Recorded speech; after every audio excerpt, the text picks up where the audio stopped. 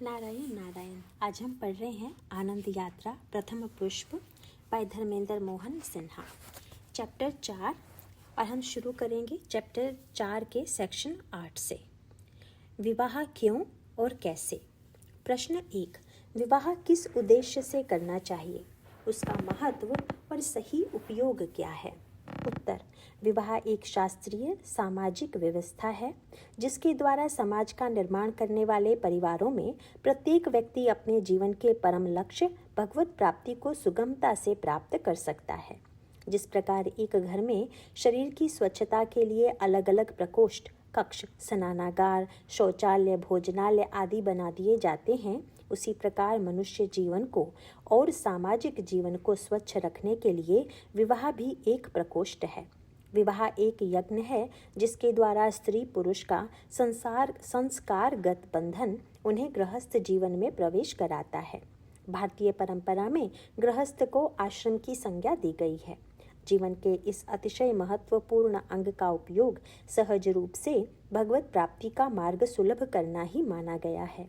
इसमें सुख भोग से प्रेरित होने के लिए कोई स्थान नहीं है, अपितु दूसरों को प्रेम देने की शिक्षा ग्रहण करने के लिए यह अभ्यास का उपयुक्त साधन है।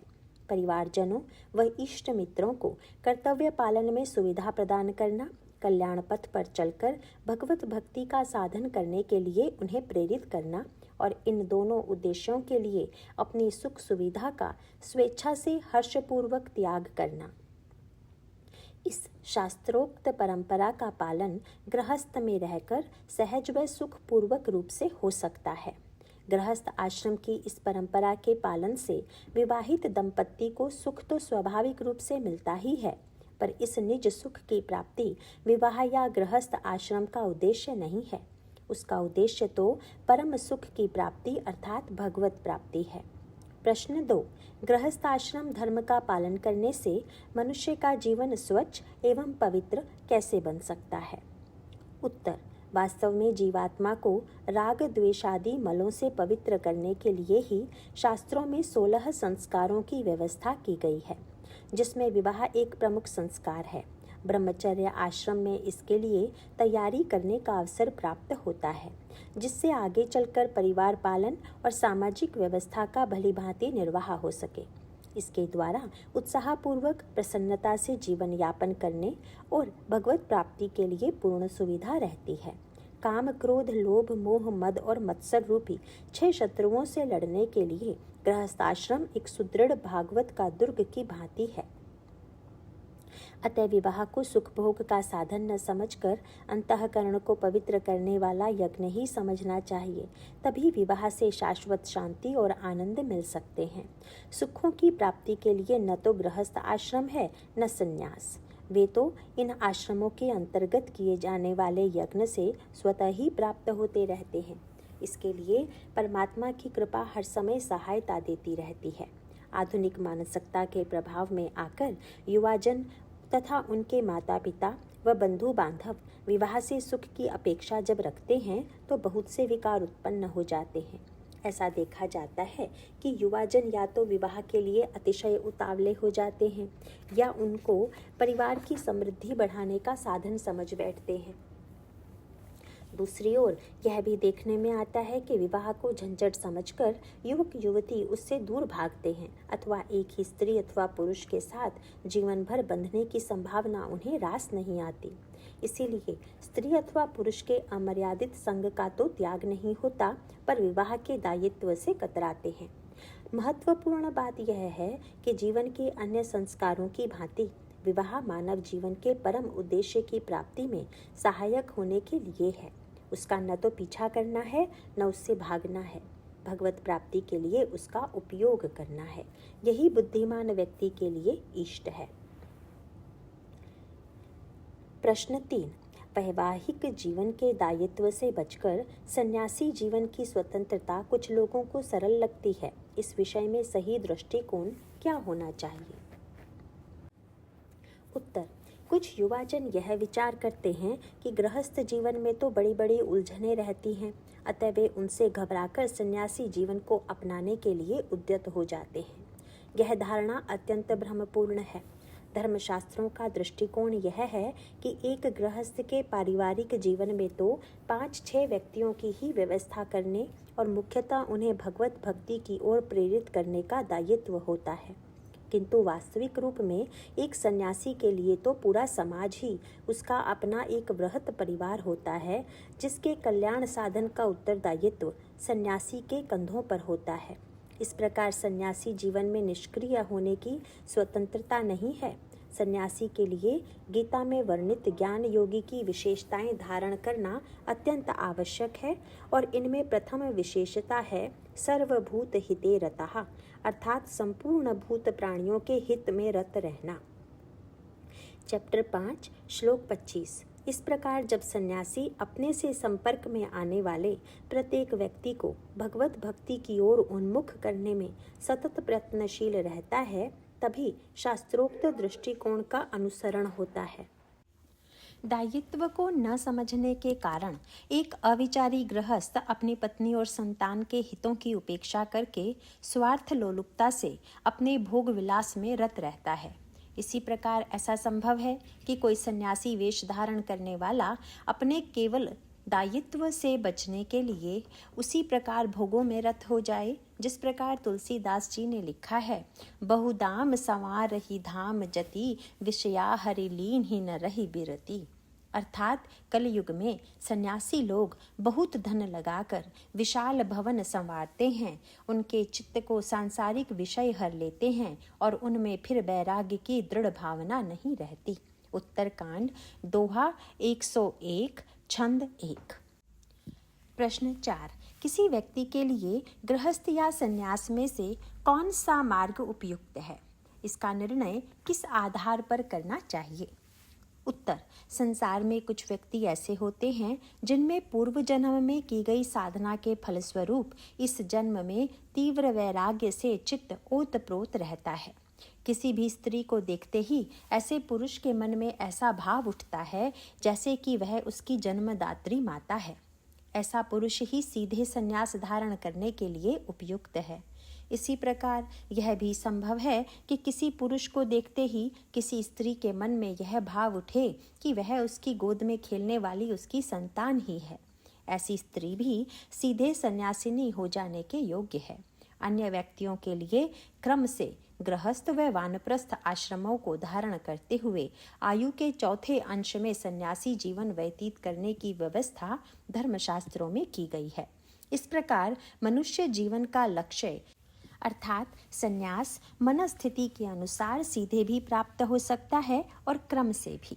संन्यास के लिए वैसा वेश धारण करना आवश्यक नहीं है, अपितु मन को इच्छा और द्वेष रूपी मलों से सर्वथा मुक्त कर देना है।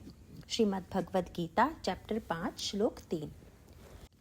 प्रश्न 5। गृहस्थ में रहते हुए योग साधन का लक्ष्य दृढ़ करने के लिए किन बातों पर विचार करने से सहायता प्राप्त हो सकती है?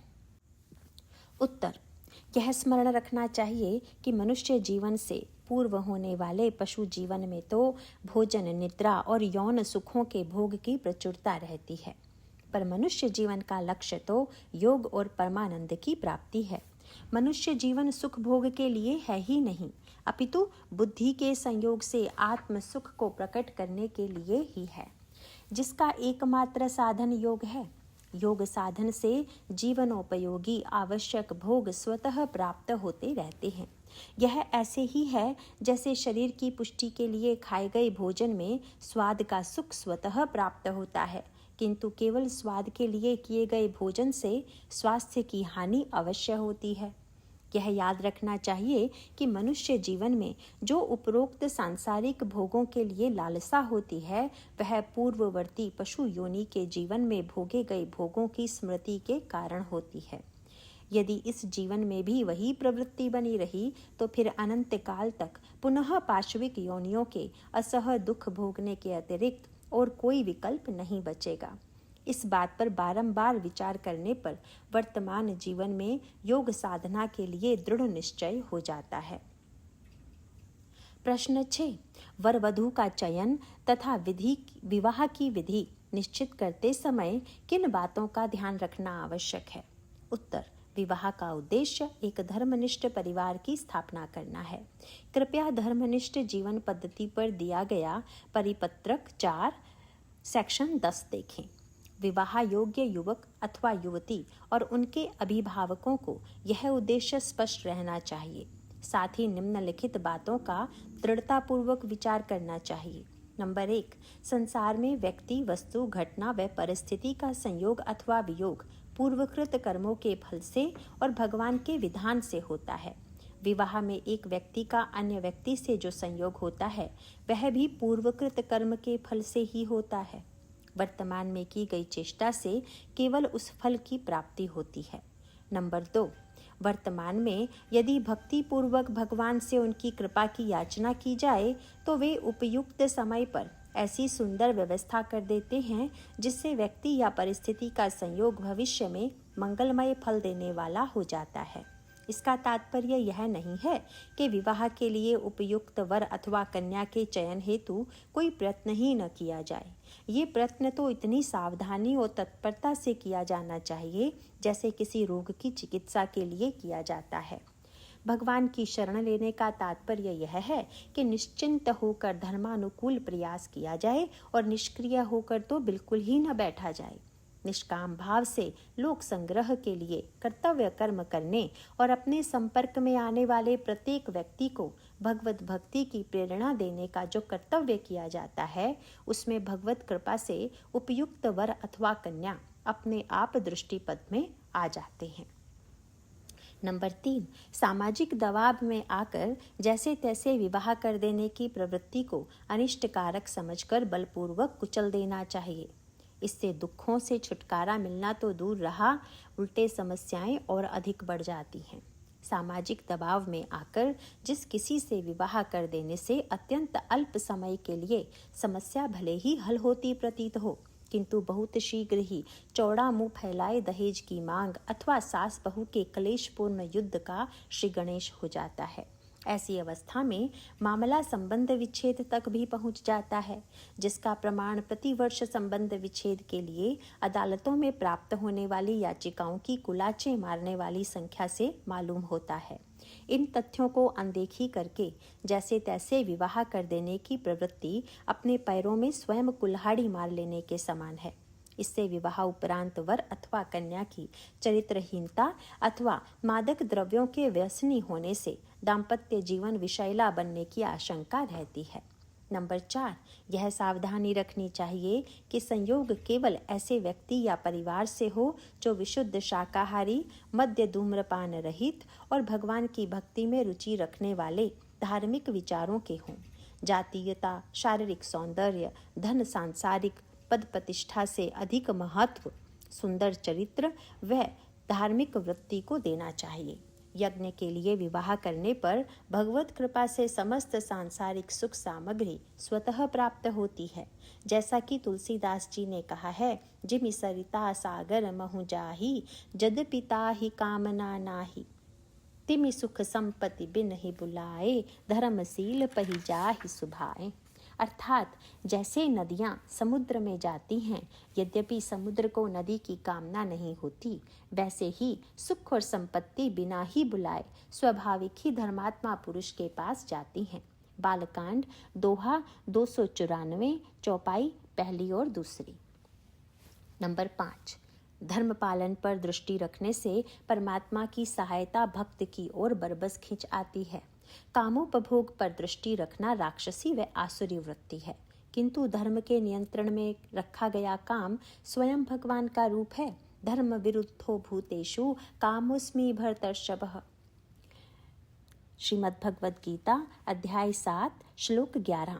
श्री राम विवाह के प्रसंग में तुलसीदास जी ने कामदेव को श्री राम के घोड़े के रूप में चित्रित किया है। जनुबाजी बेसु बनाई मन सिजु, राम हित अति सोह ही।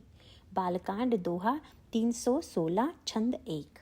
जैसे कि कामदेव स्वयं घोड़े का वेश बनाकर श्री राम की सेवा में शोभा पा रहा है, इससे यह स्पष्ट संकेत मिलता है कि विवाह जैसे पवित्र संस्कार में किस प्रकार काम को यज्ञ के नियमों की लगाम से बंधा होना चाहिए। इस सावधानी का पालन न करने से काम मनुष्य की सवारी न होकर काम का मनुष्य पर सवार हो जाता है और उसकी दुर्गति कर डालता है। विवाह में तो काम का उपयोग होता है, न कि उपभोग। उसके धर्मानुकूल उपयोग का आधार यह निष्ठा है कि जो भी संतान उत्पन्न होगी उसे भक्त बनाना परम कर्तव्य है। उस संतान को फिर बाल्यावस्था से ही भगवत भक्ति तथा लोकहितकारी कर्तव्य कर्मों की उत्कृष्ट शिक्षा दी जाती है। काम के इस शास्त्रोक्त उपयोग से भगवत प्राप्ति होती है, किंतु उसके उच्छृंखल उपभोग से नरकों की प्राप्ति होती है। चैप्टर 4 सेक्शन 9 धर्मनिष्ठ परिवार का निर्माण। प्रश्न 1, परिवार का निर्माण किस उद्देश्य से होना चाहिए? उत्तर, धर्मशास्त्रों का कहना है कि सृष्टि का निर्माण 2 स्तरों पर होता है। एक सृष्टि परमात्मा के स्तर पर होती है, जिसमें समस्त जीव तथा प्रकृति सम्मिलित होते हैं। दूसरी सृष्टि परमात्मा के ही अंश जीवात्मा के स्तर पर निर्मित होती है।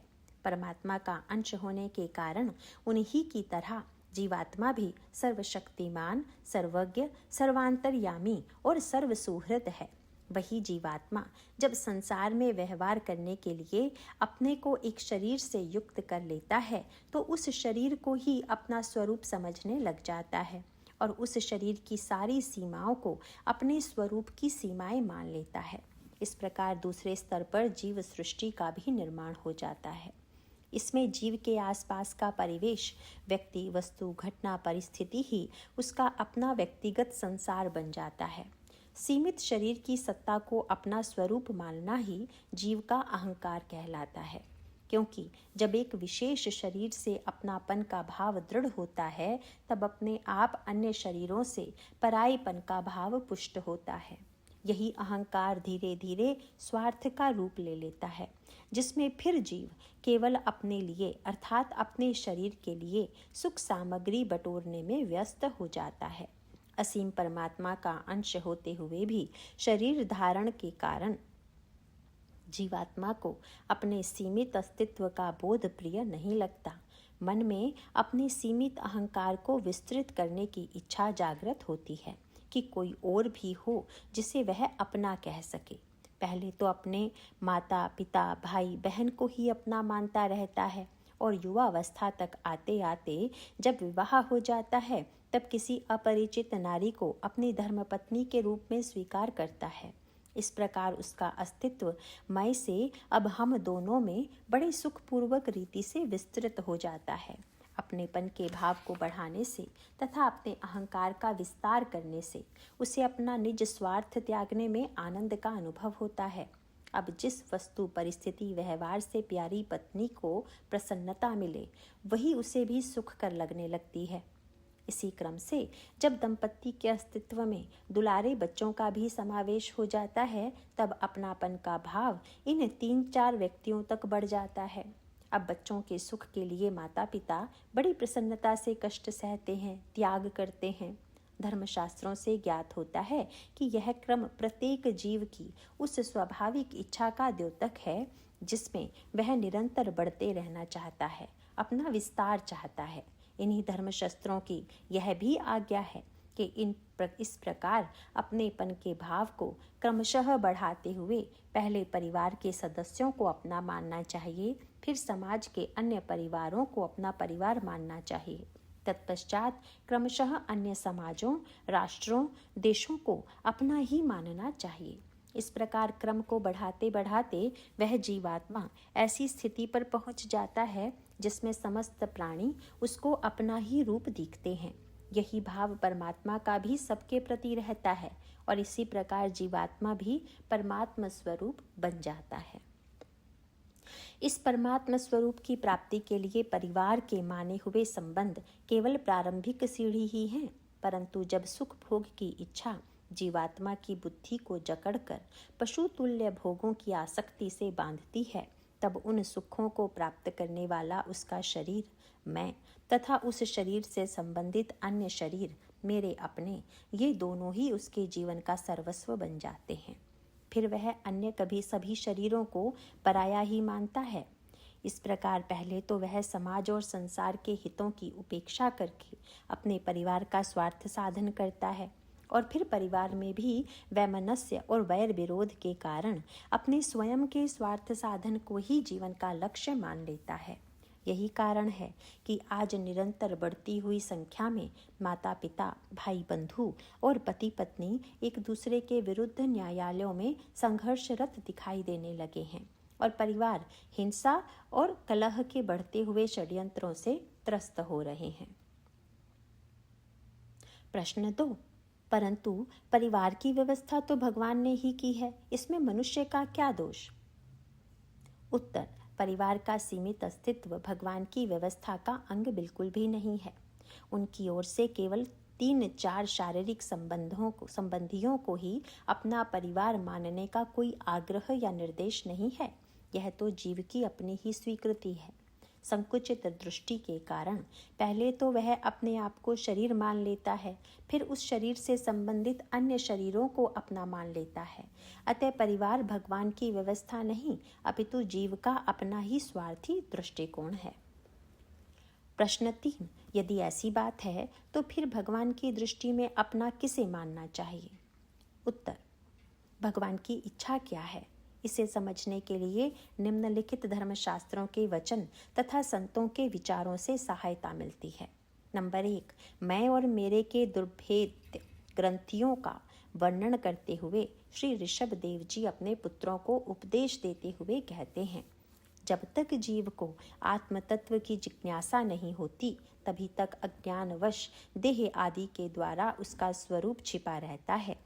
जब तक यह लौकिक वैदिक कर्मों में फंसा रहता है तब तक मन में कर्म की वासनाएं भी बनी ही रहती हैं और इन्हीं से देह बंधन की प्राप्ति होती है। इस प्रकार अविद्या के द्वारा आत्मस्वरूप के ढक जाने से कर्म वासनाओं के वशीभूत हुआ चित्त मनुष्य को फिर कर्मों में ही प्रवृत्त करता है। अतः जब तक उसको मुझ वासुदेव में प्रीति नहीं होती तब तक वह देह बंधन से नहीं छूट सकता। स्त्री और पुरुष इन दोनों का जो पारस्पर दाम्पत्य भाव है, इसी को पंडित जन हृदय की दूसरी स्थूल एवं दुर्भेद्य ग्रंथि कहते हैं। देहाभिमान रूपी एक एक सूक्ष्म ग्रंथि तो उनमें अलग अलग पहले से ही है। इसी के कारण जीव को देहेंद्रिय आदि के अतिरिक्त घर, खेत, पुत्र, स्वजन और धन आदि में भी मैं और मेरेपन का मोह हो जाता है। भागवत स्कंद 5 अध्याय 5 श्लोक 5, 6 और 9। नंबर 2, कुटुंब की वास्तविक परिभाषा देते हुए हमारे धर्म ग्रंथों में यह बताया गया है, अयम निज परो वेत्ति गणना लघु चेतसाम उदार चरिता नाम तु वसुधैव कुटुंबकम। अर्थात यह मेरा है और यह पराया है, इस प्रकार की गणना छोटे बुद्धि वालों का काम है। उदार बुद्धि वाले के लिए तो सारा संसार ही एक कुटुंब है। पंचतंत्र अपरीक्षित 37। नंबर 3, परिवार के विषय में लिखते हुए परम पूज्य बाबूजी लिखते हैं, हमारी संस्कृति में तो समस्त भूत प्राणियों को अपना आत्मा समझना, सारी दुनिया को अपना कुटुंब मानना, अपनी उपमा से सबके सुख दुख का अनुभव करना, सबको भगवत स्वरूप समझकर सबकी सेवा करना और सबका अंश देकर बचा हुआ प्रसादामृत स्वयं खाना, इसी को उत्तम और कर्तव्य माना गया है। यह तो आज के इस उन्नत माने जाने वाले पतित युग की महिमा है कि जिसमें कुटुंब की परिभाषा केवल अपनी स्त्री तथा छोटे बच्चों तक ही सीमित हो गई है। लोक परलोक का सुधार, भाग 4, पत्र संख्या 54। प्रश्न 4, यदि हम अन्य परिवारों के ही हित साधन में लगे रहेंगे तो जो परिवार हमारे आश्रित हैं उसकी आवश्यकताएं कैसे पूरी होंगी? उत्तर, जीवात्मा की सृष्टि के कई अंग हैं, परिवार, मित्रगण, जाति, समाज आदि। इस जीव सृष्टि का उद्देश्य यही है कि मनुष्य जन्म लेते ही जो समस्त दायित्व जीवात्मा पर लागू होते हैं उनका निर्वाह एक एक करके इन सभी अंगों के प्रति वह सुगमता पूर्वक कर ले। ऐसा करने से वह सृष्टि चक्र के व्यवस्थित संचालन में अपना अमूल्य योगदान प्रदान करता है। इस योगदान के फलस्वरूप उसकी अपनी जीव सृष्टि के भी सारे अंगों की आवश्यकताएं पूरी होती रहती हैं। इसका उदाहरण मनुष्य शरीर के विभिन्न अंगों से लिया जा सकता है। एक ही शरीर में भिन्न भिन्न कार्य करने के लिए भिन्न भिन्न अंग होते हैं। प्रत्येक अंग जो भी कार्य करता है वह अन्य सब अंगों द्वारा किए गए कार्य में सहायता रूप होता है। आँख यदि देखती है तो वह अपने लिए नहीं देखती है, उसका देखना अन्य अंगों की सहायतार्थ होता है। मुंह यदि भोजन चबाता है तो वह अपने लिए नहीं चबाता है, अपितु शरीर के सारे अंगों की उससे पुष्टि होती है। कुछ कुछ ऐसी ही दशा प्रत्येक परिवार और उसके सदस्यों की है कि वे अपना कार्य करते हुए परमात्मा की सृष्टि संचालन में सहयोग दें। इसके लिए गीता के अध्याय 3 श्लोक संख्या 12 से 16 तक द्रष्टव्य हैं। इन श्लोकों में बताया गया है कि केवल अपने स्वार्थ के लिए खाना पकाने वाला पाप ही खाता है और उसका जीना व्यर्थ ही है। प्रचलित भ्रांतियों में एक प्रमुख भ्रांति यह है कि जीवन में स्वार्थ साधन परम पुरुषार्थ है। कहीं कहीं बचपन से ही माता पिता और परिवारजनों द्वारा संतान के मन और बुद्धि में स्वार्थ साधन का ऐसा गहरा भाव प्रविष्ट करा दिया जाता है कि मनुष्य जीवन का जो वास्तविक लक्ष्य है उसे भूलकर मनुष्य निकृष्ट से निष्कृष्ट पाप कर्म में प्रवृत्त हो जाता है। प्रश्न 5, यह सब समझते हुए भी अन्यों का परिवार पराया ही लगता है, अपने परिवार जैसा प्यारा नहीं। अनजाने लोगों के प्रति भी अपने ही निज जन जैसा भाव कैसे धारण करें? उत्तर, प्रत्येक मनुष्य का स्वरूप तो जीवात्मा का है जो अविनाशी है। संसार में व्यवहार करने के लिए वह शरीर का उपयोग कर लेता है। इसी शरीर से संबंधित निज जनों को वह अपना परिवार मानता है। जब शरीर की उपयोगिता समाप्त हो जाती है तो जीवात्मा उसे त्याग देता है। यह ठीक उसी तरह है जैसे वस्त्र मैले या फटे पुराने होने पर मनुष्य उन्हें त्याग कर नए वस्त्र धारण करके फिर अपने काम में लग जाता है। श्रीमद् भगवद गीता चैप्टर 2 श्लोक 22। इसी प्रकार मृत्यु के समय एक शरीर और उससे जुड़े सभी सगे संबंधियों को छोड़कर कालांतर में जीव को दूसरा मनुष्य शरीर और एक नए परिवार की प्राप्ति होती है। यह जन्म मरण का चक्र और अनेक परिवारों के साथ संबंध विच्छेद कई जन्मों तक चलता रहता है। जिस प्रकार पिछले कई जन्मों के पारिवारिक सदस्यों की आज हमें स्मृति तक नहीं है, उसी प्रकार वर्तमान का परिवार भी एक विशेष प्रयोजन के लिए प्राप्त हुआ है और मृत्यु के बाद इनकी भी याद नहीं रहेगी। इसी कारण धर्मशास्त्रों की आज्ञा यही है कि मैं मेरेपन के भाव से अपने सीमित परिवार के सदस्यों से चिपक कर उनसे सुख की आशा नहीं पालनी चाहिए, वरना आज नहीं तो कल संबंध विच्छेद होने पर यही आशा अत्यंत दुखदायी होगी ही। पारिवारिक मोह की मिथ्यता के संबंध में श्रीमद् भागवत का निम्नलिखित प्रसंग अत्यंत विचारणीय है। वर्णन आता है कि अपने प्रिय पुत्र की अकाल मृत्यु से सम्राट चित्रकेतु शोक के अथाह सागर में डूब गए। उनके तथा अन्य परिवारजनों का मोह नाश करने के लिए देवर्षि नारद ने मृत राजकुमार के जीवात्मा को शोकाकुल स्वजनों के सामने प्रत्यक्ष बुलाकर उससे कहा, जीवात्मन, तुम्हारा कल्याण हो। देखो, तुम्हारे माता पिता सुहृद संबंधी तुम्हारे वियोग से अत्यंत शोकाकुल हो रहे हैं, इसलिए तुम अपने शरीर में आ जाओ और शेष आयु अपने सगे संबंधियों के साथ रहकर व्यतीत करो। अपने पिता के दिए हुए भोगों को भोगो और राज सिंहासन पर बैठो। जीवात्मा ने कहा, देवर्षि जी, मैं अपने कर्मों के अनुसार देवता, मनुष्य, पशु, पक्षी आदि योनियों में न जाने कितने जन्मों से भटक रहा हूँ। उनमें से ये लोग किस जन्म में मेरे माता पिता हुए?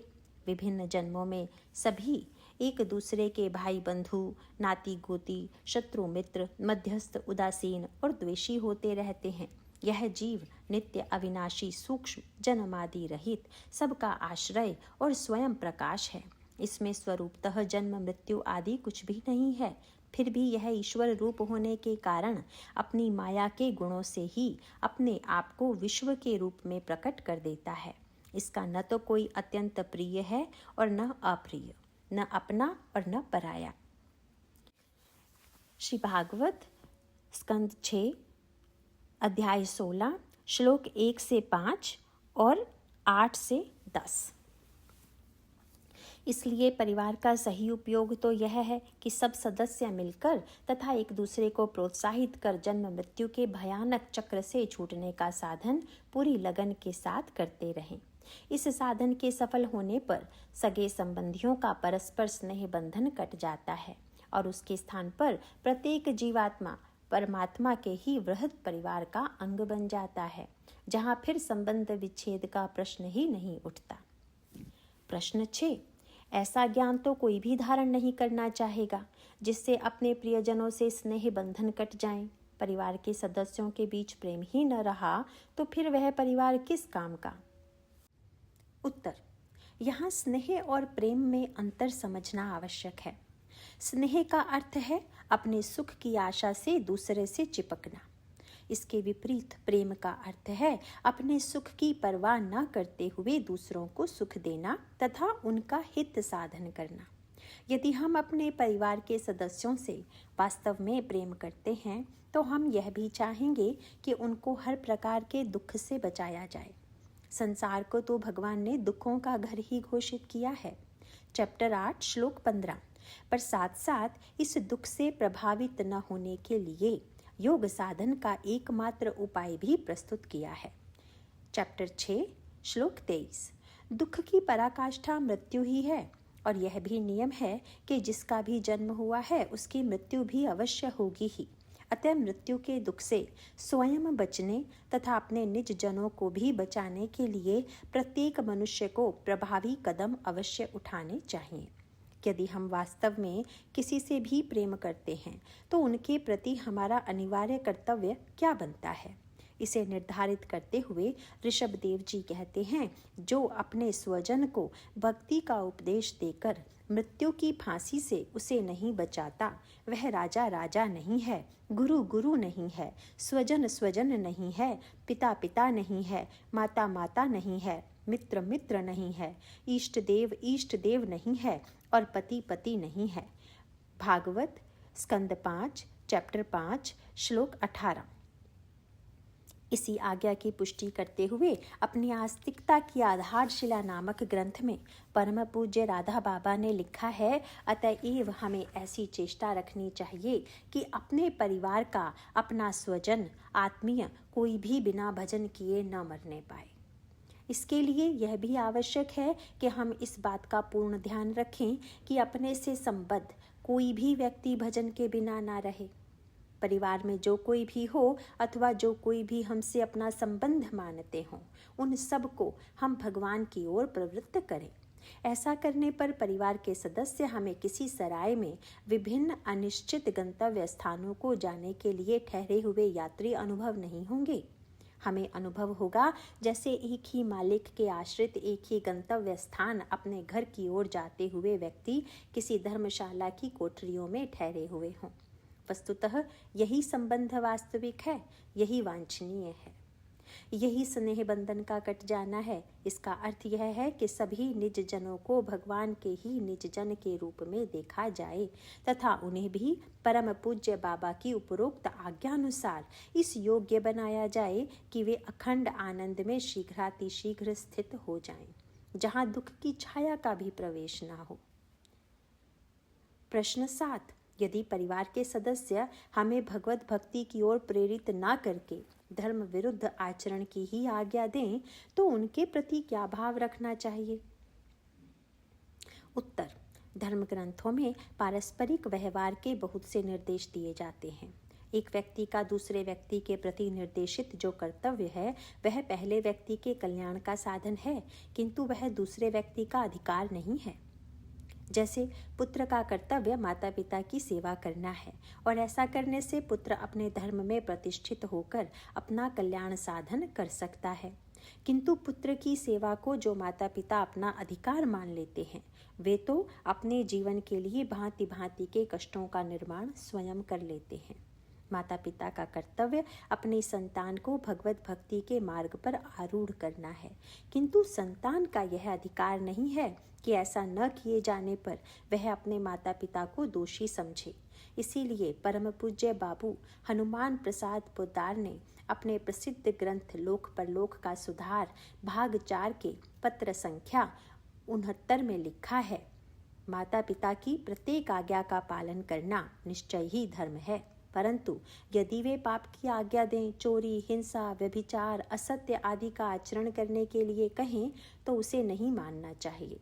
माता पिता की धर्म संगत आज्ञा का पालन करने में अपने को बड़े से बड़ा त्याग करना पड़े, यहाँ तक कि नरक में भी जाना पड़े तो उसे भी स्वीकार करना चाहिए, परंतु जिस आज्ञा के पालन से आज्ञा देने वाले माता पिता का भी अनिष्ट होता हो, उस आज्ञा को उनके हित के लिए नहीं मानना चाहिए।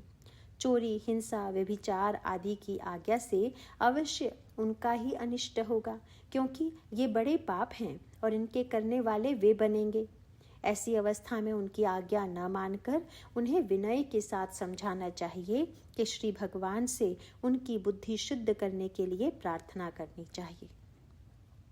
ऐसा करते हुए भी न तो किसी के प्रति द्वेष करना चाहिए और न मैं श्रेष्ठ हूँ, ये निकृष्ट हैं, इस प्रकार अपने में श्रेष्ठता का अभिमान और उनमें हेय बुद्धि ही करनी चाहिए।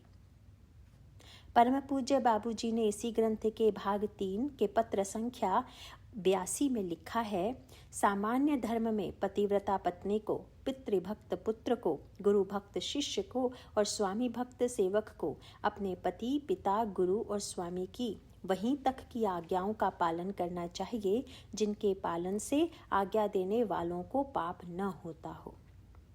जैसे पिता किसी दूसरे का अहित करने की, चोरी, डकैती, खून या व्यभिचार आदि की आज्ञा दे अथवा स्वयं चोरी, जारी, हिंसा आदि पाप कर्म करता हो और उसमें सहायता करने की आज्ञा दे तो उसे नहीं मानना ही कर्तव्य और धर्म है। पाप बुद्धि और पाप चेष्टा का समर्थन करना भी पाप है, फिर पाप करना तो पाप है ही। और जो इस प्रकार किसी को, पत्नी, पुत्र, शिष्य या सेवक को पाप में लगाएगा, वह भी प्रेरक और समर्थक होने से पाप का भागी होगा ही। ऐसी हालत में उसकी आज्ञा न मानने में ही उसका और अपना कल्याण है। जहाँ तक परिवार का प्रश्न है, शारीरिक संबंधों पर आधारित परिवार की मान्यता मनुष्य के वयस्क होने तक ही है। सामान्य रूप से शारीरिक संबंधों के प्रति शारीरिक कर्तव्य का पालन तो जीवन भर करना श्रेयस्कर है, किंतु कर्तव्य अकर्तव्य के निर्णय में वयस्क हो जाने के बाद पूरा दायित्व व्यक्ति का अपना ही है कि वह शास्त्र द्वारा प्रमाणित व्यवहार ही करे। चैप्टर 16 श्लोक 24। इसीलिए परिवार के प्रति अपना पूर्ण उत्तरदायित्व निभाते हुए प्रत्येक मनुष्य का यह कर्तव्य है कि वह अत्यंत प्रेम पूर्वक अपने से संबंधित सभी स्वजनों को जीवन के परम लक्ष्य भगवत भक्ति की ओर उन्मुख करे। हो सकता है ऐसा करने में उसे विरोध का सामना करना पड़े और कुछ शारीरिक और मानसिक कष्ट भी उठाना पड़े। इन कष्टों को अत्यंत उत्साह और हर्षपूर्वक उसी प्रकार सहना चाहिए जैसे मातृभूमि की रक्षा करने में लगा हुआ सैनिक अपने प्राणों का हर्षपूर्वक उत्सर्ग कर देने के लिए तत्पर रहता है। चैप्टर 4 सेक्शन 10 धर्मनिष्ठ जीवन पद्धति। गृहस्थ एक महत्वपूर्ण आश्रम है। इसका महत्व अन्य तीनों ब्रह्मचर्य, वानप्रस्थ और संन्यास आश्रमों से बढ़कर है। इस प्रकार से देखा जाए तो इसमें तीनों आश्रमों का समावेश है और यह तीनों आश्रमों का आधार भी है।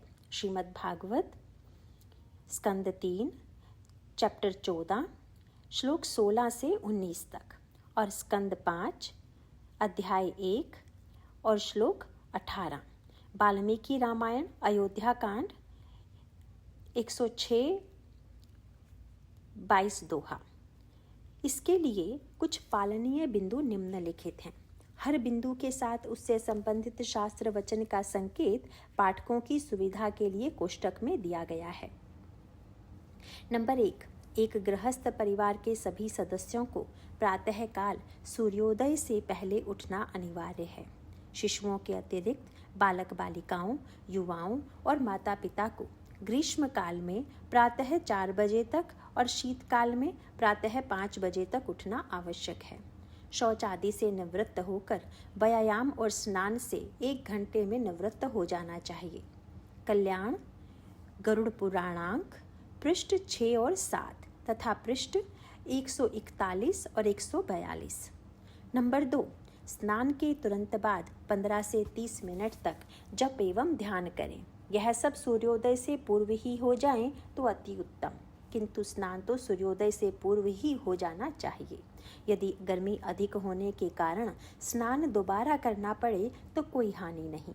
रामचरितमानस अयोध्या कांड, दोहा 273, चौपाई 2, दोहा 290, चौपाई 1।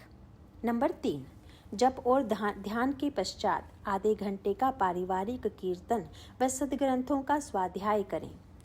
गीता चैप्टर 9 श्लोक 14, चैप्टर 10 श्लोक 8 से 10, चैप्टर 16 श्लोक 1। नंबर 4, स्वाध्याय के पश्चात दैनिक अग्निहोत्र करें। पर्यावरण को दूषित करने के परिहार स्वरूप अग्निहोत्र अत्यंत आवश्यक है। गीता चैप्टर 3 श्लोक 9 से 11, श्लोक 15 और भागवत स्कंद 1 चैप्टर 17 और श्लोक 33 और 34, स्कंद 11 चैप्टर 17 और श्लोक 50 और 51। अग्निहोत्र के मंत्रों के लिए देखें स्वामी दयानंद रचित संस्कार विधि। धर्मनिष्ठ जीवन पद्धति के इन पक्षों का चाणक्य नीति में सबल समर्थन मिलता है। उसमें लिखा है, जहाँ ब्राह्मणों के चरणोदक से कींच नहीं होती, जहाँ वेद शास्त्रों की ध्वनि की गरज नहीं होती, जहाँ स्वाहा स्वधा की ध्वनि नहीं होती, वे घर शमशान के तुल्य हैं। नंबर 5, इसके बाद दैनिक कर्तव्यों को इस प्रकार संपादित करें कि वे कर्मयोग बनकर परमात्मा को समर्पित हों। चैप्टर 9 और श्लोक 27, कर्तव्य निर्धारण के लिए निम्नांकित बातों का विचार करें। क, वर्णाश्रम स्वभाव और परिस्थिति के अनुसार वे कर्म चुने जाएं जो धर्म संगत हों। श्रीमद् भगवद गीता चैप्टर 18 श्लोक 47। ख, कर्म सामाजिक नियमों के अनुसार हों और किसी अन्य व्यक्ति के लिए हानिकर न हो। श्री विष्णु धर्मोत्तर पुराण स्कंद 3 अध्याय 253 और श्लोक 44। ग, कर्मों का संपादन अपनी सामर्थ्य को विचार रखते हुए करना चाहिए।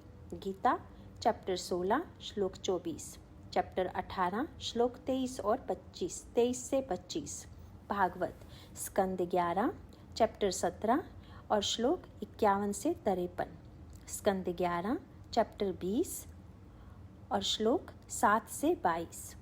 नंबर 6, कर्तव्य कर्मों और उनके फलों को भगवान के चरणों में समर्पित करें। कर्म समर्पित करते समय 3 बातों का विचार रखें।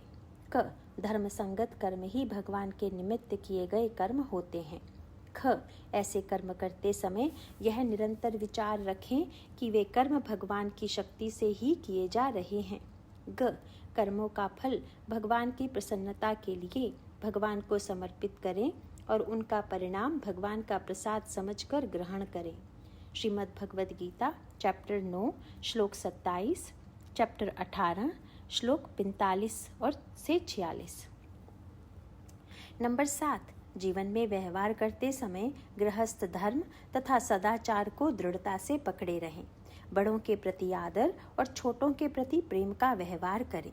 दुर्वचन और कठोर वचन, लांछन, निंदा, छल कपट, डांट फटकार इत्यादि को मूल सहित उखाड़ फेंके।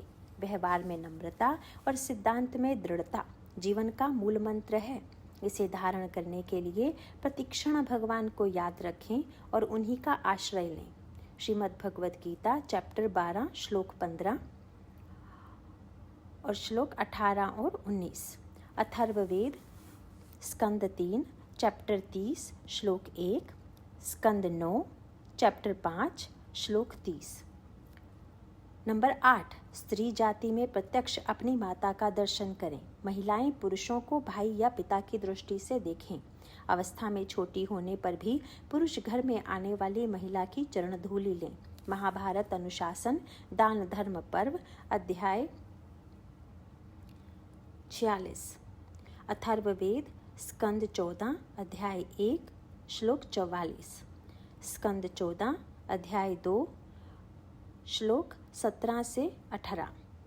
नंबर 9, गीता में अधिकार शब्द का प्रयोग एक ही बार हुआ है और वह है कर्मण्येव अधिकारस्ते। बस कर्म करने में ही अधिकार है, अर्थात केवल दायित्व का निर्वाह करने का अधिकार है। कुछ पाने का न तो अधिकार है न कुछ पाना ही है। जो प्राप्त होता है वह भगवान का प्रसाद है और जितना प्राप्त होता है वही पर्याप्त है। गीता चैप्टर 2 श्लोक 47 तथा 49 और चैप्टर 18 श्लोक 5 और 6। नंबर 10, यह काम मेरा नहीं है। यह शब्द न तो मुंह पर आवे और न इतना घृणित भाव ही मन में आवे। परिवार में यदि किसी को काम के भार से दबा देखें तो आगे बढ़कर उसकी आज्ञा लेकर कुछ भार अपने ऊपर ले लें। गीता चैप्टर 3 श्लोक 19, 20, 25, चैप्टर 5 श्लोक 11।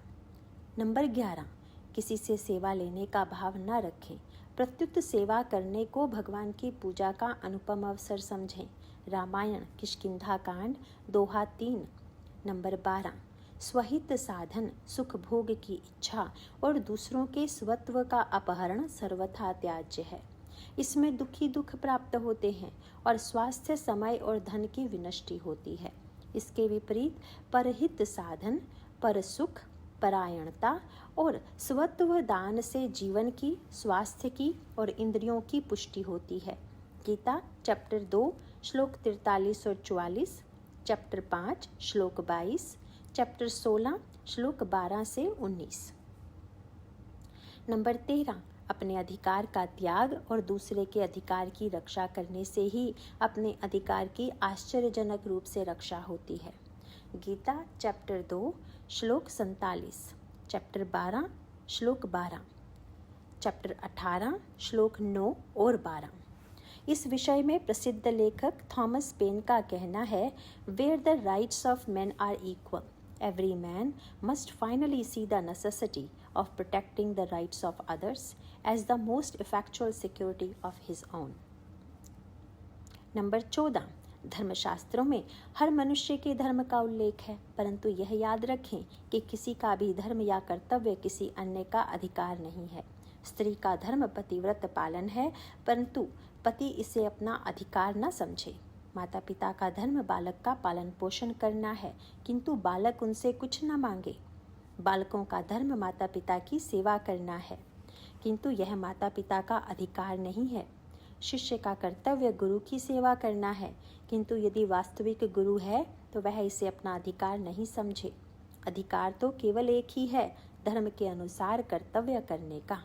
गीता चैप्टर 2 श्लोक 47, श्लोक 71, चैप्टर 3 श्लोक 30, चैप्टर 12 श्लोक 12, चैप्टर 18 श्लोक 23 और 26। नंबर 15, स्वाध्याय से और महात्माओं के सत्संग से केवल अपनी त्रुटियों को सुधारने के उपाय प्रयत्नपूर्वक खोजें। दूसरों में त्रुटियां देखने की प्रवृत्ति को सत्संग अथवा स्वाध्याय से निर्मूल करने का प्रयत्न करें। गीता चैप्टर 2 श्लोक 64, चैप्टर 3 श्लोक 34, भागवत स्कंद 11 अध्याय 21 श्लोक 1 से 7, रामचरितमानस उत्तरकांड दोहा 112 ख।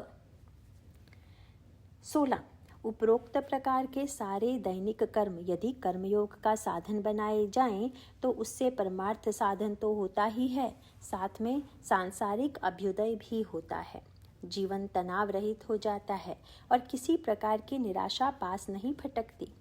श्रीमद् भगवद गीता चैप्टर 3 श्लोक 10 से 12 और चैप्टर 11 श्लोक 33। 17, दैनिक कार्यों की समाप्ति पर सायंकाल या रात्रि में कम से कम 1 घंटा पारिवारिक स्वाध्याय और कीर्तन में अवश्य लगाना चाहिए। चेष्टा यह होनी चाहिए कि रात्रि में 10 बजे तक सब परिवारजन शयन करने चले जाएं। गीता चैप्टर 6 श्लोक 17, चैप्टर 9 श्लोक 14। 18, इस प्रकार से धर्मनिष्ठ जीवन के द्वारा पारिवारिक संबंधों में प्रगाढ़ता आती है, पीढ़ीगत विषमता की संभावना निर्मूल हो जाती है। कल्याण जून 1999, धर्मशास्त्रांक पृष्ठ 116। 19, प्रत्येक मनुष्य अंतिम क्षण तक अपने जीवन को धर्मनिष्ठ बनाकर परिवार और समाज के लिए एक आवश्यक और आदरणीय सहयोगी बना रह सकता है, अन्यथा परिवार बिखरने लगता है, बड़े बूढ़ों की उपेक्षा होने लगती है और संतान युवा होकर उच्छृंखल हो जाती है। कल्याण पत्रिका, जून 1999, धर्मशास्त्रांक, पृष्ठ 116। 20। इस प्रकार धर्मनिष्ठ जीवन में प्रतिदिन समय का विभाग निम्नलिखित होता है। क. शयन विश्राम 6 घंटा। ख. स्नान भोजन व्यायाम आदि शारीरिक कार्य 6 घंटा। ग. जीविका निर्वाह के कर्म 6 घंटा। घ. साधना संबंधी कृत्य तथा नाम जप ध्यान स्वाध्याय कीर्तन आदि 6 घंटा। आवश्यकतानुसार पहले लिखे 3 कार्यों के समय में फेरबदल किया जा सकता है। चैप्टर 6, श्लोक 17। उपरोक्त वर्गीकरण के अनुसार वर्तमान के व्यस्त जीवन में साधन के लिए 6 घंटे निकाल पाना कुछ कठिन प्रतीत हो सकता है।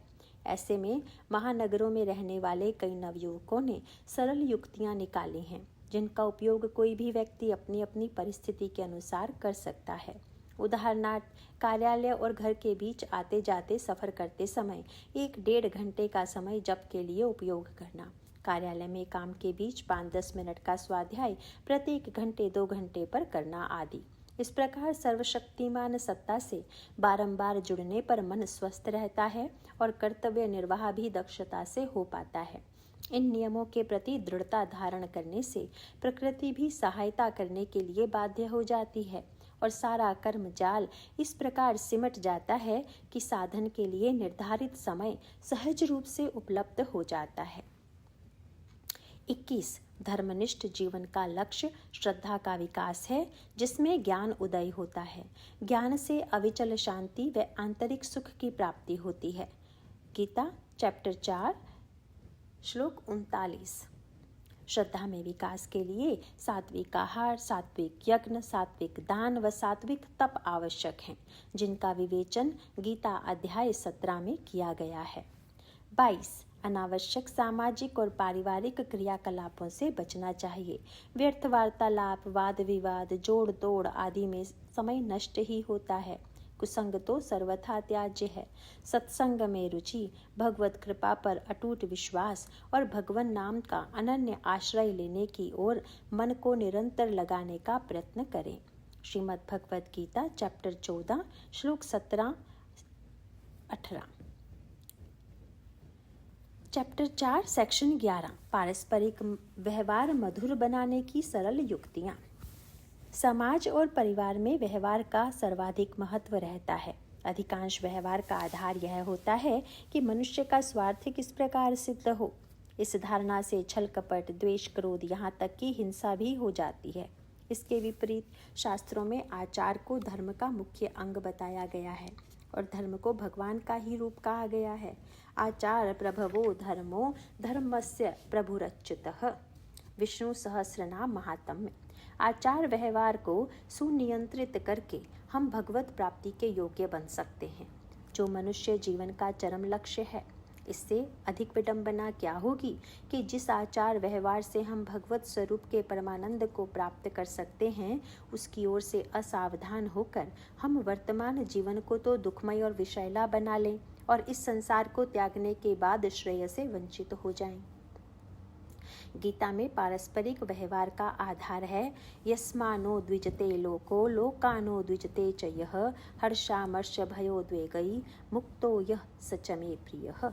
अर्थात जिससे कोई भी जीव उद्वेग को प्राप्त नहीं होता और जो स्वयं भी किसी जीव से उद्वेग को प्राप्त नहीं होता तथा जो हर्ष अमर्ष भय और उद्वेग आदि से रहित है, वह भक्त मुझको प्रिय है। चैप्टर 12, श्लोक 15। यदि यह श्लोक हमारे पारिवारिक और सामाजिक व्यवहार का आधार बन जाए तो भगवान की प्रतिज्ञा है कि वे हमें अपने प्रिय भक्त के रूप में स्वीकार कर लेंगे। प्रश्न 1। यदि किसी से अपमान या कटु वचन प्राप्त हो तब बुरा तो लगता ही है। ऐसे में यह श्लोक व्यवहार में उतारना कुछ कठिन लगता है। इसे कैसे धारण करें? उत्तर। युद्ध घोषित होने पर वही तैयारी काम आती है जो पूर्व काल में शांति के समय भली प्रकार की गई हो। इसी प्रकार पूर्व के जिन घटनाओं व्यवहारों से चित्त उद्विग्न होता आ रहा है, उनके विषय में समाधान के निम्नलिखित सिद्धांतों पर प्रतिदिन शांत मन से गहन विचार करना चाहिए। तभी भविष्य में प्रतिकूल व्यवहार प्राप्त होने पर चित्त का नियंत्रण उपरोक्त श्लोक के अनुसार संभव होगा। यदि कुछ सामान्य बातों का हम विचार करें तो इस श्लोक में वर्णित सिद्धांत सहज और स्वाभाविक रूप से अपने आप हमारे व्यवहार में उतरने लगता है और उसके लिए कोई विशेष चेष्टा नहीं करनी पड़ती। पारिवारिक और सामाजिक व्यवहार में होने वाली कठिनाइयों से जब चित्त क्षुब्ध हो जाया करता है, तब यह विचार करना आवश्यक हो जाता है कि हमारी प्रक्रिया क्या हो। इसके लिए यह ध्यान में रखना आवश्यक है कि प्रत्येक परिस्थिति जो हमें प्राप्त होती है, नंबर 1, वह हमारे ही पूर्वकृत किसी कर्म का फल है। नंबर 2, वर्तमान में उस फल का विधान भगवत कृपा द्वारा नियंत्रित है और इसीलिए वह वर्तमान में हमारे कल्याण साधन में सहायक है। नंबर 3, उस परिस्थिति के सदुपयोग से हम अपने जीवन के लक्ष्य भगवत प्राप्ति करने में समर्थ हो सकते हैं। मान लीजिए किसी ने हमसे कुछ अपमानजनक बातें कही जिनसे हमारे हृदय में ठेस लगी। इस परिस्थिति का सदुपयोग हम दृढ़तापूर्वक निम्नलिखित आधार पर कर सकते हैं। नंबर 1, वर्तमान में होने वाला हमारा यह अपमान किसी पूर्व काल में हमारे द्वारा उसी या किसी अन्य व्यक्ति के साथ किए गए अपमानजनक व्यवहार का ही फल है। नंबर 2, ऐसा जानकर हम इस अपमान को हर्षपूर्वक इसीलिए सहन कर लें क्योंकि ऐसा करने से हमारे द्वारा किए गए पूर्व काल के दुष्कर्म का अब भुगतान हो गया और भविष्य में होने वाले अपमान से हम बच गए। इस प्रकार हर्षपूर्वक सहन कर लेने से यह अपमान हमारा मानसिक तप बनकर हमारे मन को शुद्ध कर देगा। नंबर 3, यह अपमान सहकर हम यह निश्चय कर लें कि जो व्यवहार हमें अच्छा नहीं लग रहा है वह हम दूसरों के साथ न करें, अर्थात भविष्य में हम किसी का अपमान न करें जिससे उसका फल हमें फिर से भोगना ना पड़े। यदि मन में बुरा लग रहा है और इस निश्चय को दृढ़ता से धारण करने में कठिनाई का बोध हो रहा है तो तुरंत बैठकर जोर जोर से भगवान नाम का जप अथवा षोडशाक्षर मंत्र का अनुष्ठान करना चाहिए। प्रतिकूल व्यवहार करने वाले व्यक्ति से तो कुछ भी ना कहें, केवल भगवान से कातर प्रार्थना करें कि उपरोक्त सिद्धांतों को हम धारण कर सकें जिससे वर्तमान में हमसे कोई नया पाप कर्म ना बन जाए। नाम जप व हृदय की सच्ची और कातर प्रार्थना का प्रत्यक्ष प्रभाव कुछ ही पलों में स्पष्ट अनुभव हो जाएगा। नंबर 4, उपरोक्त श्लोक में भगवान ने बाहरी प्रभावों से उद्विग्न न होने की बात कही है। पुनः पुनः अपमानित होने की परिस्थिति का सदुपयोग इस प्रकार किया जा सकता है कि भगवान की शरण होकर उन्हीं से प्रार्थना की जाए कि हमारे चित्त को हर्ष, अमर्ष, भय एवं उद्वेग से रहित कर समता एवं प्रेम से परिपूरित करें। इस तरह से अपमान की प्रत्येक परिस्थिति हमारे लिए केवल एक मापदंड ही नहीं अपितु प्रेरक बन जाएगी कि हम अद्वेष्टा चैप्टर 12 श्लोक 13, अभय चैप्टर 16 श्लोक 1, अमानित्व चैप्टर 13 श्लोक 7 और सर्व कामनाओं के त्याग चैप्टर 2 श्लोक 55 में किस स्थिति तक आगे बढ़ चुके हैं। नंबर 5, इन सिद्धांतों को व्यवहार में उतारने के लिए पूज्य राधा बाबा के आस्तिकता की आधारशिलाएं गीता वाटिका प्रकाशन गोरखपुर के निम्नांकित लेख अवश्य पढ़कर अपने विचारों को उन्हीं की आज्ञानुसार ढालने के लिए कटिबद्ध हो जाएं। मन को जगत की बातों से खाली करके प्रियतम प्राणनाथ की छवि के स्मरण से भरें। पृष्ठ 57 से 59 तक। भगवान पर निर्भर होने की चेष्टा कीजिए। पृष्ठ 100 से 102। प्रश्न 2, यदि हमसे किसी का अपमान या अन्य कोई अपराध हो जाए तो हमें क्या करना चाहिए? उत्तर, यदि वर्तमान में कोई ऐसी परिस्थिति बनती है जिसमें असावधानी से हम किसी का कोई अपमान या अनिष्ट कर बैठते हैं तो हमें यह कदापि नहीं सोचना चाहिए कि हम उसके द्वारा पूर्व काल में किए गए किसी दुर्व्यवहार का फल चुकाने में उसकी सहायता कर रहे हैं। फल तो उसे प्रकृति के विधानानुसार मिलना ही था, पर यदि हम स्वेच्छा से इस फल भुगतान के निमित्त बनने के लिए वर्तमान में नया कर्म करते हैं तो हम अपने लिए भविष्य के अपमान का प्रबंध कर बैठते हैं। ऐसी स्थिति में हमें शीघ्रातिशीघ्र सच्चे हृदय से पश्चाताप करते हुए उससे क्षमा याचना कर लेनी चाहिए और उससे यह भी पूछ लेना चाहिए कि हम उसकी क्या सेवा करें, जिससे उसके मन में होने वाला हमारे प्रति दुर्भाव दूर हो जाए। प्रश्न 3, अपने से छोटों के साथ व्यवहार करते समय किन बातों का ध्यान रखना चाहिए? उत्तर, कुछ लोगों का स्वभाव अपने से छोटों को निरंतर आदेश और उपदेश देने का बन जाता है। ऐसा न करके यदि उसी बात को प्रार्थना अथवा सुझाव के रूप में रखा जाए तो वह अत्यंत पालनीय हो जाता है। दूसरों को उनका कर्तव्य बताने में अधिकतर लोग अपने कर्तव्य की अवहेलना कर बैठते हैं। इसके विपरीत यदि अपने कर्तव्य का पालन दृढ़ता से किया जा सके तो वह दूसरों को भी अपना कर्तव्य पालन करने में प्रेरणा का काम करता है। परिवार में रहते हुए यह भली प्रकार समझ लेना चाहिए कि अपने अधिकार का त्याग और दूसरे के अधिकार का रक्षण करने से अपने अधिकार का संरक्षण सर्वोत्तम रीति से होता है। पारिवारिक सौहार्द बनाए रखने के लिए यदि अपने हित का त्याग भी करना पड़े तो परिणाम में यह पता चलता है कि उसमें अपने हित की ही सर्वाधिक रूप से सिद्धि हुई। प्रश्न 4, अन्य लोगों के साथ मिलकर काम करना हो तो व्यवहार कैसे रखें? उत्तर, कभी कभी ऐसी परिस्थिति आती है जिसमें हमें कई लोगों के साथ मिलकर किसी कार्य को संपन्न करना होता है। ऐसा संभव है कि उस समूह के किसी व्यक्ति द्वारा जो अंशदान कार्य में होता हो वह हमारी दृष्टि में अपर्याप्त अथवा अनुचित हो। ऐसी दशा में लोग प्रायः अपना संतुलन खो बैठते हैं और कार्य बिगड़ने का उत्तरदायित्व दूसरे व्यक्ति पर मढ़ देते हैं। इससे पारस्परिक मनमुटाव बहुत बढ़ जाता है। ऐसी स्थिति में अपने व्यवहार में प्रेम की अत्यधिक वृद्धि करके उसकी सहायता के लिए आगे बढ़ना चाहिए। यह समझना चाहिए कि ऐसी ही शिकायत हमारे विरुद्ध भी तो किसी को हो सकती है। ऐसी दशा में जो व्यवहार हम अपने साथ किया जाना अच्छा समझें वही व्यवहार दूसरे के साथ करना चाहिए। ऐसा करने में यदि हमें किसी अनर्जित लांछन की भी प्राप्ति हो तो उसे पूर्व काल में अपने द्वारा ही किए हुए किसी दुष्कर्म का फल समझकर हर्षपूर्वक सहन कर लेना चाहिए और समझना चाहिए कि इससे हमारे तप में वृद्धि हो रही है।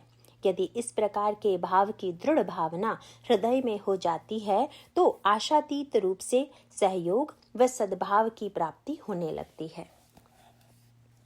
प्रश्न 5, अहंकार प्रेरित राग द्वेष हमारे व्यवहार में प्रवेश न कर पाए, इसके लिए क्या उपाय है?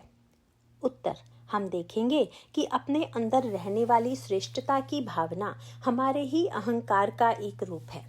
किसी के अंदर दोष देखना हमारे अंतर्मन के द्वेष भाव के कारण है और अपने अंदर श्रेष्ठ भाव होना अपने प्रति राग के कारण है।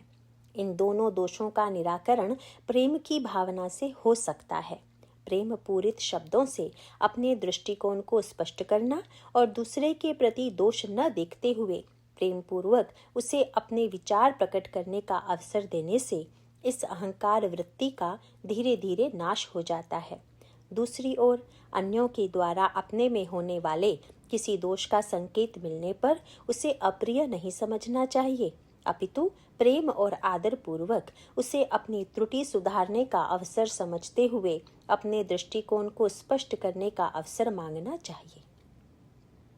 इस विषय में पूज्य राधा बाबा के आस्तिकता की आधारशिलाएं गीता वाटिका प्रकाशन गोरखपुर के पृष्ठ 21-22 पर लेख दोष दर्शन की वृत्ति को पूर्ण शक्ति लगाकर दबाने की चेष्टा करें को अवश्य धारण करें। प्रश्न 6, कभी कभी ऐसा प्रतीत होता है कि दूसरा व्यक्ति हमारी परिस्थिति से कुछ अनुचित लाभ उठाना चाहता है, ऐसे में क्या करें? उत्तर, हमको यह स्पष्ट रूप से जान लेना चाहिए कि कोई व्यक्ति हमसे किसी भी परिस्थिति में कोई अनुचित लाभ तभी उठा सकता है जब हमें उससे किसी लाभ की आशा हो। इसी प्रत्याशा के कारण दूसरों के अनुचित व्यवहार को चुपचाप सहने की विवशता का अनुभव होता है। बिना किसी प्रत्याशा के कोई हमसे अनुचित लाभ उठा ही नहीं सकता। बिना प्रत्याशा के किसी प्रकार का शोषण संभव ही नहीं है। हमें यह विश्वास रखना चाहिए कि जीवन में किसी से भी प्रत्याशा रखने का कोई स्थान ही नहीं है, क्योंकि हमें जो कुछ भी प्राप्त होना है वह अपने ही पूर्वकृत कर्म का फल है और भगवान की कृपा द्वारा उसका जब भी विधान होगा तब वह हमें अपना कल्याण करने के साधन के रूप में अवश्य ही प्राप्त होगा। प्रश्न 7, यदि किसी का हमसे व्यवहार ऊपर से तो मधुर है पर मन में हमारे प्रति दुर्भाव है तो उससे कैसा व्यवहार करें? उत्तर, पारस्परिक व्यवहार में कभी कभी हम दूसरे के द्वारा किए गए व्यवहार में उसके अंदर बैठे हुए दुर्भाव की कल्पना कर लेते हैं। यह अत्यंत अनुचित विचार है। कोई व्यक्ति कोई व्यवहार क्यों कर रहा है, इसके लिए गीता में भगवान कहते हैं कि शरीर रूपी यंत्र में अंतर्यामी परमेश्वर आरूढ़ होकर अपनी माया से सबको भ्रमाता है। चैप्टर 18 श्लोक 61। इसीलिए हमारी दृष्टि किसी के दुर्भाव की ओर न होकर केवल उस व्यवहार की ओर होनी चाहिए जो उसके द्वारा हो रहा है। उस व्यवहार के संबंध में हम धर्म, सामाजिक न्याय और अपनी सामर्थ्य के आधार पर अपना कर्तव्य निश्चित कर सकते हैं। किसी के दुर्भाव से हमें तभी हानि पहुंच सकती है जब हम उससे कुछ प्रत्याशा रखते हैं। इस प्रकार विचार करने पर वास्तव में हम अपने मन में रहने वाले दुर्भावों का नाश कर सकते हैं। अपने मन के सारे दुर्भाव और पुराग्रह नाश किए बिना हमें अपने कल्याण की कोई आशा नहीं करनी चाहिए। बहुधा मनुष्यों में अपने अंदर विद्यमान अपने प्रति राग के कारण आत्मशलाघा का भाव रहता है। संसार में कुटिल व्यक्ति इसे भांपकर हमारी इस प्यास को बुझाने के लिए झूठी सच्ची बातें कहकर हमारे मन में हितैषता का स्थान बना लेता है। बड़े बड़े चतुर राजनेता भी इस दुर्बलता के शिकार हो जाते हैं। संक्षेप में, हमारे किसी भी दुख का कारण एकमात्र हमारी प्रत्याशा ही है। यदि हम प्रत्याशा के रोग से अपने को मुक्त कर लें तो पारस्परिक व्यवहार की प्रत्येक परिस्थिति हमें अपने कल्याण मार्ग पर मील के एक पत्थर की तरह दिखेगी, जिसे लांघकर हम उत्तरोत्तर परम आनंद की ओर अग्रसर हो सकते हैं। इसके लिए हमारी दृष्टि हर समय अपने पर होनी चाहिए कि हमारा ईश्वर पर दृढ़ विश्वास है या नहीं। यदि ईश्वर पर दृढ़ विश्वास है तो किसी भी व्यवहार से होने वाली हर कुंठा को हम परम प्रिय परमात्मा के सामने हृदय खोल कर रख दें और उनसे कातर प्रार्थना करें कि वे अपनी असीम सामर्थ्य से ऐसी परिस्थिति हमें दे जिसमें हम उल्लासपूर्वक उनका भजन कर सकें। अपने परिवेश, परिस्थिति और संपर्क में आने वाले हर व्यक्ति को दृढ़तापूर्वक उन्हें ही सौंप दें।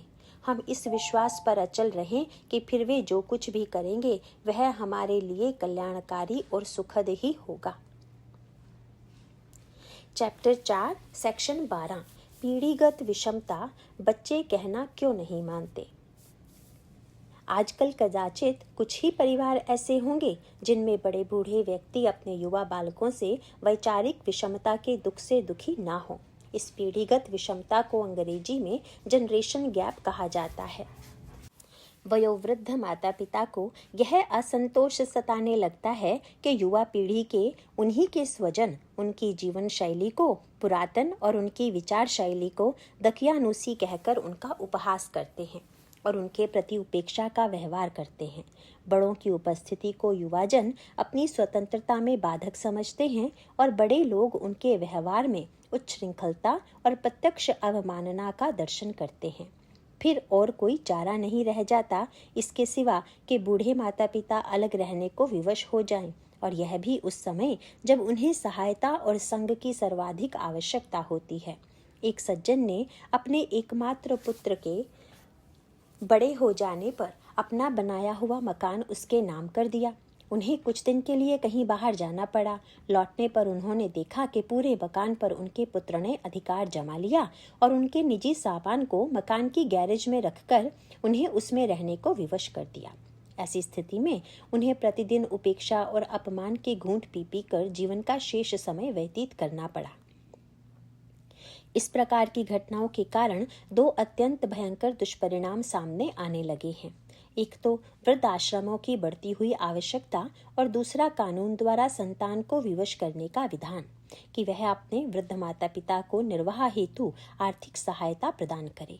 इन उपायों से बुजुर्गों के जीवन निर्वाह की समस्या तो कुछ अंश में सुलझ भी सकती है, किंतु मन का विषाद और जीवन की नीरसता उनके हृदय को कचोट कचोट कर संतप्त कर ही देते हैं। न्यायालय द्वारा निर्वाह राशि पा जाना भी कोई सुगम बात नहीं है। उसके विरोध में एड़ी चोटी का बल लग जाता है और निर्णय में कितना विलंब होगा यह कौन जानता है। ऐसी स्थिति में वैमनस्य की खाई अधिक से अधिक गहरी होती जाती है। इन दोनों परिस्थितियों में उस प्रेम की कमी तो खटकती ही रहती है जिसकी आवश्यकता दोनों पक्षों को ही होती है। प्रश्न 1। ऐसा मनमुटाव होने पर घर के बड़ों के मन में यही विचार उठता है कि ऐसा व्यवहार उन्होंने अपने माता पिता के साथ करना कभी स्वप्न में भी नहीं सोचा था। फिर उनके बच्चों को इस विपरीत आचरण की शिक्षा कहाँ से प्राप्त हुई? उत्तर।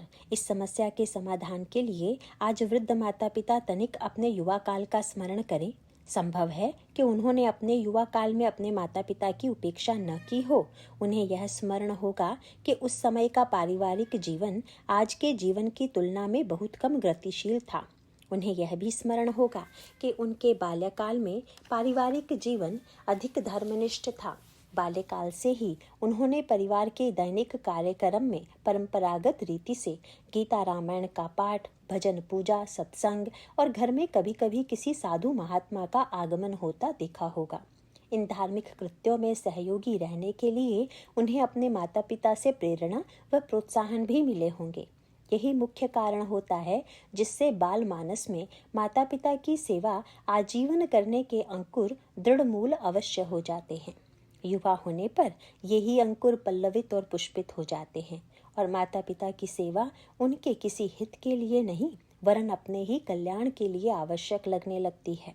यदि व्यक्ति अपने युवा काल में अपने बालक बालिकाओं को धर्मनिष्ठ जीवन प्रदान करें तब उनमें भी वे अंकुर जमेंगे और बड़े होकर वे अपने बूढ़े माता पिता की सेवा को अपने जीवन का आवश्यक अंग समझेंगे। साथ साथ मिलकर धार्मिक ग्रंथों का अध्ययन और पारायण करने से विचारों में विषमता न होकर एकरूपता आती है। फिर पीढ़ीगत विचार वैषम्य अपना सिर नहीं उठा पाता। इसके विपरीत पाश्चात्य रीति की पब्लिक स्कूल की शिक्षा का प्रभाव बालमानस पर दूसरा ही पड़ता है। यह शिक्षा अर्थोपार्जन व सामाजिक पद प्रतिष्ठा की प्राप्ति के लिए सहायक समझी जाती है, परंतु धीरे धीरे इसके प्रभाव से बुद्धि में व्यापारिकता और स्वार्थ साधन की जड़ें जमने लगती हैं। इस शिक्षा के साथ साथ यदि धर्मनिष्ठ जीवन और भगवत भक्ति की शिक्षा भी मिलती रहे तो जीवन के संतुलित होने की संभावना अधिक हो जाती है। धर्मनिष्ठ शिक्षा से तात्पर्य आडंबर युक्त कर्मकांडी पूजा पाठ से नहीं है, अपितु उसके साथ प्राचीन धर्म ग्रंथ यथा गीता रामायण के अध्ययन व अनुशीलन से है। इस अध्ययन का लक्ष्य भगवत विश्वास को दृढ़ करना है और जीवन को इस प्रकार मोड़ना है जिससे जीवन निर्वाह के साथ साथ परमार्थ लाभ भी हो सके, चरित्र के विकार दूर हों और सदाचार में स्थिति हो।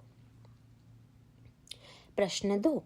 यदि घर के बच्चों से बड़ों द्वारा धर्म पालन और भगवत भक्ति की बात की जाए तो वे सुनना ही नहीं चाहते। ऐसे में माता पिता क्या कर सकते हैं? उत्तर। अधिकांश माता पिता के मन में यह इच्छा विद्यमान रहती है कि बच्चे उनकी बात मान लें। माता पिता के ही इस भाव को प्रतिबिंबित करते हुए बच्चों के भी मन में यही इच्छा पुष्ट होती है कि माता पिता उनकी बात माने। यहीं से परस्पर वैमनस्य की नींव बननी प्रारंभ हो जाती है। वास्तव में कल्याणकारी दृष्टिकोण तो इसके सर्वथा भिन्न है। माता पिता यह बिल्कुल न चाहें कि बच्चे उनकी बात मानें, परंतु यह अवश्य चाहें कि बच्चे धर्म ग्रंथों की आज्ञा का पालन करें। इसके लिए बड़ों को अपने व्यवहार द्वारा आदर्श प्रस्तुत करके बच्चों में धर्म ग्रंथों के प्रति श्रद्धा बाल्यावस्था से ही दृढ़ करनी चाहिए। जब बचपन से ही बच्चे अपने माता पिता को धर्मशास्त्रों के मार्गदर्शन अनुसार व्यवहार करते देखेंगे तब उनके जीवन में धर्माचरण सहज रूप से उतरेगा। यह तो कहीं की बुद्धिमानी नहीं कि हम बच्चों से धर्माचरण तो चाहें, परंतु धर्म ग्रंथों की शिक्षा सही उम्र से देकर उस आचरण की नींव पुष्ट ना करें। ऐसे में तो निराशा ही हाथ लगेगी और अपने कर्तव्य का निर्वाह न करने का अपराध भी। सामान्यतः बच्चों के प्रति माता पिता अपना इतना ही कर्तव्य समझते हैं कि उनको स्वादिष्ट भोजन खिला दिया, सुंदर वस्त्र पहनाए, उत्तम विद्यालय में भेजकर पढ़ाई करवाई और फिर नौकरी दिलवाकर अपने पैरों पर खड़ा कर दिया। ऐसे माता पिता स्वजन के प्रति श्रीमद् भागवत का स्पष्ट निर्देश है। जो अपने प्रियजन स्वजन को भगवत भक्ति का उपदेश देकर मृत्यु की फांसी से नहीं बचाता, वह गुरु गुरु नहीं है, स्वजन स्वजन नहीं है, पिता पिता नहीं है, माता माता नहीं है, इष्ट देव नहीं है और पति पति नहीं है। स्कंद 5 अध्याय 5 श्लोक 18 श्रीमद् भागवत। जब माता पिता ने अपने कर्तव्य का निर्वाह तो किया नहीं, तब वे यह आशा कैसे रख सकते हैं कि बच्चे अपने कर्तव्य का निर्वाह कर उनका आदर करेंगे, उनकी बात मानेंगे। प्रश्न 3। यदि इस निर्देश के अनुसार माता पिता ने कर्तव्य निर्वाह अब तक नहीं किया और अब बच्चे बड़े हो गए हैं, तो वर्तमान में समस्या का समाधान कैसे हो सकता है? उत्तर। सबसे पहले माता पिता को श्रीमद् भागवत के उपरोक्त आदेश पर अपनी निष्ठा दृढ़ कर लेनी चाहिए कि वास्तव में उनका मुख्य कर्तव्य यही है कि और अब बच्चों से बिना किसी भी अनुकूल व्यवहार की आशा किए उन माता पिता की दृष्टि केवल इस पर केंद्रित रहेगी कि बच्चे शीघ्रातिशीघ्र योग साधन के आवश्यक अंग अग्निहोत्र, नाम जप, स्वाध्याय व सत्संग का पालन करें और भगवत भक्ति का आश्रय लें। इसके बाद बच्चों के बाल्यावस्था से ही इस आवश्यक कर्तव्य का निर्वाह न कर पाने के लिए माता पिता को उनसे सच्चे हृदय से और बिना किसी संकोच के क्षमा मांगना चाहिए।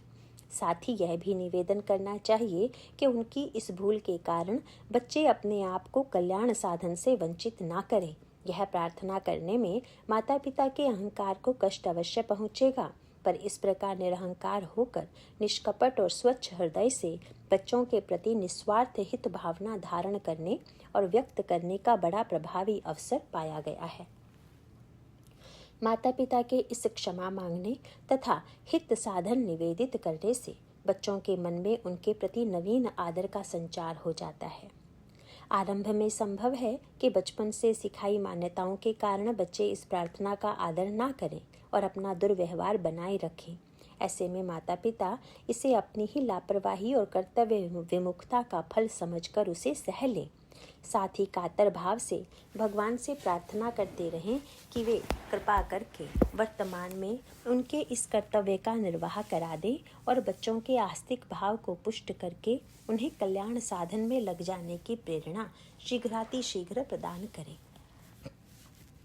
विषमता का मूल कारण यही रहता है कि माता पिता और बच्चे अपनी अपनी समझ के अनुसार मान्यताओं के आधार पर एक दूसरे से कर्तव्य निर्वाह की आशा रखते हैं। इस विषम में कल्याणकारी दृष्टिकोण तो यही है कि प्रत्येक व्यक्ति को केवल अपने ही कर्तव्य पालन पर दृष्टि रखनी चाहिए। ऐसी विषमता को हटाने का एकमात्र उपाय यही है कि बड़े और बच्चे दोनों ही अपने व्यवहार को केवल उन शाश्वत सिद्धांतों पर आधारित रखें जो स्पष्ट रूप से धर्मशास्त्रों में दिए गए हैं।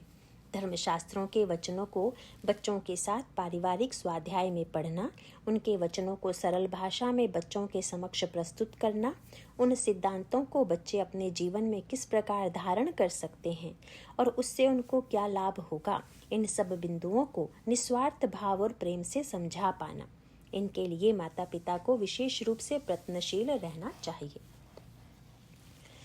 इन सब चेष्टाओं के साथ सबसे आवश्यक बात यह है कि बच्चों से किसी भी प्रकार के अनुकूल व्यवहार या देखभाल की आशा बिल्कुल ना करें, अपितु भगवान पर ही अपने योगक्षेम के लिए हर प्रकार से निर्भर रहें। दृष्टि तो केवल और केवल इसी बिंदु पर टिकी रहे कि माता पिता होने का जो कर्तव्य उपरोक्त ऋषभदेव जी के उपदेश में निर्धारित है, उसका वे अनासक्त निस्वार्थ भाव से कैसे निर्वाह करें, जिससे आगामी जीवन में बच्चे दुख से बचे रहें। यदि बच्चों को लगे कि माता पिता उनसे धर्म पालन इसलिए करवाना चाह रहे हैं कि वे बड़ों की बात मानने लगें, उनकी देखभाल करें, तब वे धर्माचरण में कभी नहीं लगेंगे। पर यदि बच्चों को विश्वास हो कि माता पिता के इस निवेदन में उनका अपना स्वार्थ कुछ भी नहीं है, केवल बच्चों के कल्याण की ही भावना है, तब वे बहुत शीघ्र ही इन साधनों को अपना लेते हैं।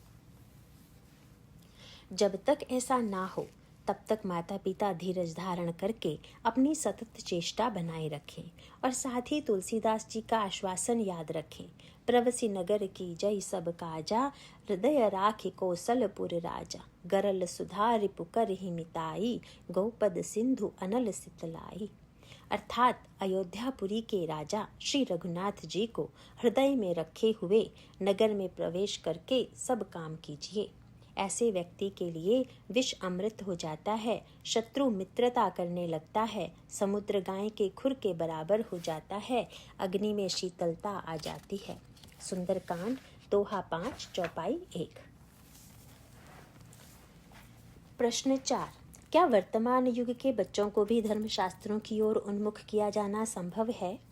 क्या इसका वर्तमान समाज में कोई उदाहरण है? उत्तर, वर्तमान समय में भी इस प्रकार की धर्म शिक्षा से युवाओं में धार्मिक संस्कारों का उदय होना प्रत्यक्ष देखा गया है। एक सदगृहस्थ महिला के पुत्र के कुछ मित्र आधुनिक शिक्षा प्राप्त कर मांसाहार, मद्यपान, अनैतिक जीवन आदि व्यसनों के शिकार बन चुके थे। परिणामतः परीक्षाओं में असफलता और कार्य में अयोग्यता ही प्राप्त होती थी। उक्त महिला ने मातृवत उनको गीता, रामायण, श्रीमद् भागवत आदि सदग्रंथों की ओर उन्मुख किया। यह सब कार्य घर पर ही रहकर सबको अपने ही परिवार का अंग समझकर निस्वार्थ निःशुल्क रीति से किया गया। इस प्रेम और हितैषिता के भाव के फलस्वरूप उन युवाओं ने अपने व्यसनों को तिलांजलि दे दी और उनका जीवन नियमित और संयमित बन गया। अपने कर्तव्यों को निष्ठापूर्वक पालन करने के साथ साथ वे परस्पर प्रेम का वातावरण बनाए रखते हैं और प्रतिदिन धर्म ग्रंथों का अध्ययन, संकीर्तन, नाम जप आदि तत्परता से करते हैं। इस बात को आरंभ हुए अब कई वर्ष बीत चुके हैं। इन युवाओं ने इस अवधि में स्वेच्छा से अपने अपने घरों में टीवी आदि का पूर्णतया बहिष्कार कर दिया है। अपनी सारी व्यक्तिगत समस्याएं साथ साथ मिलकर समाधान कर लेते हैं। समाधान भी धार्मिक ग्रंथों के निर्देशानुसार करते हैं। परीक्षाओं में आशातीत सफलता मिलती है क्योंकि अब चेतना को कर्तव्य पर केंद्रित करने का अभ्यास हो गया है। इस प्रकार शास्त्रोक्त रीति से बुद्धि को कर्तव्य उन्मुख बनाए रखने के कारण जीविकोपार्जन के क्षेत्र में भी आश्चर्यजनक रूप से एक नई ही जीवन का निर्माण हुआ। ऊंचे पद, पदवी, प्रतिष्ठा तथा धन संपत्ति की भी प्राप्ति हुई, किंतु इन सब का उपयोग धर्म पालन, धर्मनिष्ठ परिवार के निर्माण तथा धर्म ग्रंथ एवं भगवत भक्ति के प्रचार के लिए ही किया जाता है। साथ ही बड़ों की सार संभाल, उपचार आदि सब मिलकर कर लेते हैं। इस कार्य में 100% सफलता प्राप्त हुई है। एक भी व्यक्ति इस धर्मनिष्ठ जीवन के आकर्षण से अप्रभावित नहीं रहा। कई बच्चे तो अपने जीविकोपार्जन तथा वैवाहिक जीवन के कर्तव्यों को निभाने के लिए जीवन में भक्तिपूर्वक आगे बढ़ चुके हैं। अब इस जीवन शैली का प्रचार वे अपने अपने घरों पर सामूहिक धर्म ग्रंथ अध्ययन की गोष्ठियां एवं कीर्तन उत्सवों के रूप में आयोजित करते हैं। प्रश्न 5, ऐसी सफलता के लिए बड़ों को अपने से संपर्क में आने वाले अन्य व्यक्तियों के प्रति किस प्रकार की दृष्टि रखनी आवश्यक है? उत्तर, यदि बड़ी आयु के व्यक्ति अपने परिचित युवाओं को अपने ही परिवार का अंग समझें और धर्मनिष्ठ जीवन में स्वयं प्रवृत्त हों तो उसका प्रभाव भी तत्काल होता है। किंतु यह सब धार्मिक जीवन को आधार बनाकर ही किया जा सकता है। केवल सामाजिक या आर्थिक आधार पर यह कार्य नहीं किया जा सकता।